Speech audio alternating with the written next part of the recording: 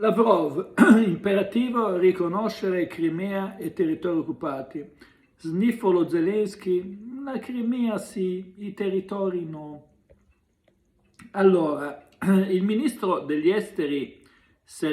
russo Sergei Lavrov, anche durante una telefonata con il segretario di Stato americano Marco Rubio, ha dichiarato, ritiene imperativo per arrivare a una risoluzione del conflitto in Ucraina, riconoscere come russi, naturalmente, i territori della Crimea,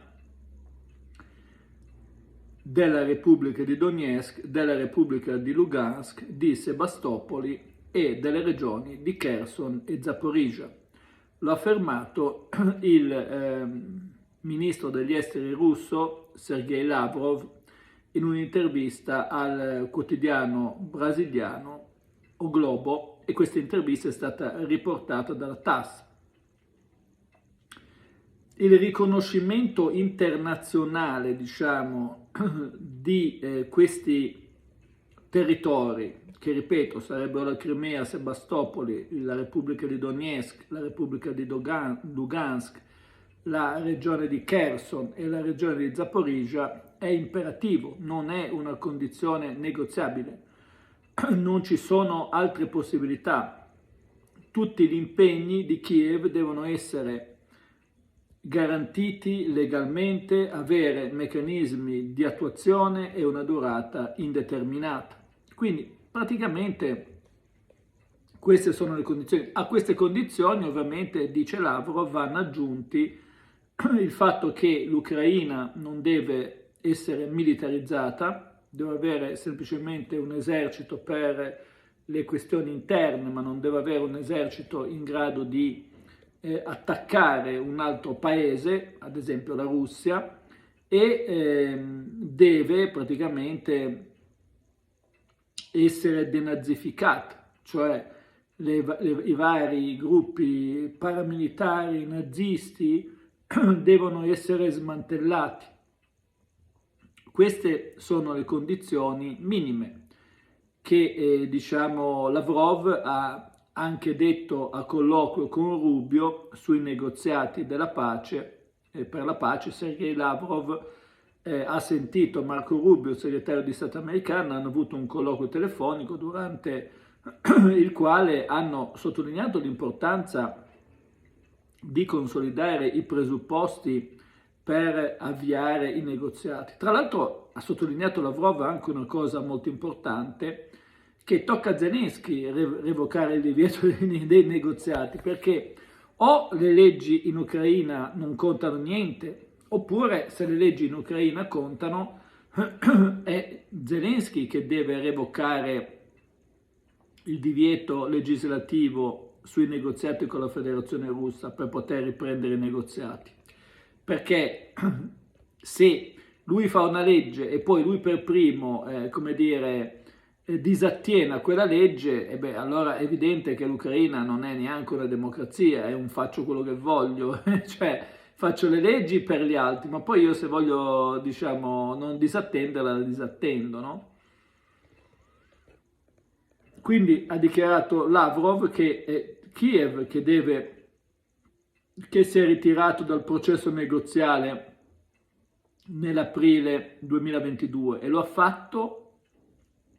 su pressione dei suoi curatori occidentali. Ad esempio, all'inizio i curatori occidentali erano costituiti principalmente dall'Inghilterra, dalla Gran Bretagna, ma anche da Biden, diciamo comunque i due attori che hanno praticamente costretto Zelensky a ritirarsi dai negoziati sono stati Boris Johnson, è stato Boris Johnson su pressione di Biden. E quindi nel settembre dello stesso anno, poi nel settembre 2022, Zelensky ha imposto un divieto legislativo dei negoziati con la Russia e questo divieto è ancora in vigore. Quindi per riprenderli dovrà essere annullato prima questo decreto legge, cioè dovrà effettuare un decreto legge di annullamento, dovrà seguire un iter. Tra l'altro Zelensky è anche, diciamo, come dire, un presidente scaduto ormai è scaduto da tempo, è quasi un anno che è scaduto Zelensky, a maggio è un anno che è scaduto, e quindi che sta al potere senza poterci stare. Quindi, tra l'altro, un'altra delle condizioni che avevano diciamo messo, adesso non so se anche questa la vorranno mantenere o potranno i russi, era quella di che facessero prima le elezioni e che ci fosse, che la Russia trattasse con un presidente regolare, un presidente eletto. Il ministro degli esteri, diciamo, russo comunque e Lavrov, cioè scusate, il ministro degli esteri russo Lavrov e il segretario di Stato americano Marco Rubio, con questi negoziati, diciamo, cercano di capire se ci sarà una possibilità di ottenere dei risultati o se non ci sarà una possibilità di ottenere dei risultati, perché se non ci sarà questa possibilità, se non si raggiungerà una pace, diciamo, entro questa settimana, un accordo di pace, probabilmente la guerra andrà avanti a oltranza e sarà il campo, diciamo, a decidere chi sarà il vincitore fondamentalmente,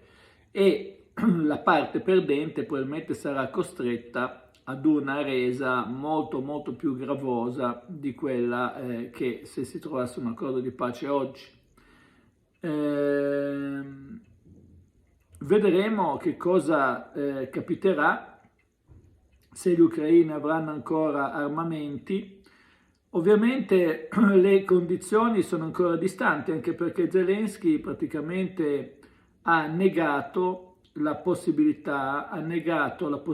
di che cosa? Ha negato la possibilità di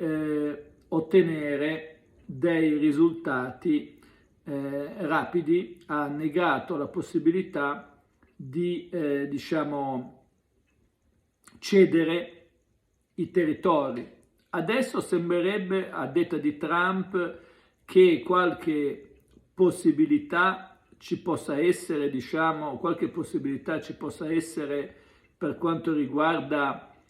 la cessione o il riconoscimento della Crimea come russa, ma assolutamente sniffolo nega la possibilità di cedere Lugansk, nega la possibilità di cedere Lugansk, Zaporizhzhia, Kherson, tutte le regioni, diciamo, occupate. Ora, il fatto che lui neghi la possibilità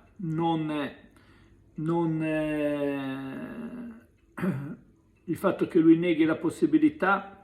non ha nessun significato, nel senso che i territori oramai li hanno conquistati e non credo che ci sia nessuna chance per l'Ucraina di poterseli riprendere. Anzi, io credo che da oggi in poi, diciamo da maggio in poi, la Russia ne conquisterà ben altri di territori, visto che le condizioni climatiche stanno diventando favorevoli proprio a una nuova avanzata russa, che si è già aperta al campo, diciamo, durante tutto questo inverno attraverso pesanti bombardamenti che hanno smantellato le strutture difensive ucraine, e quindi l'avanzamento dovrebbe andare meglio, insomma, per cui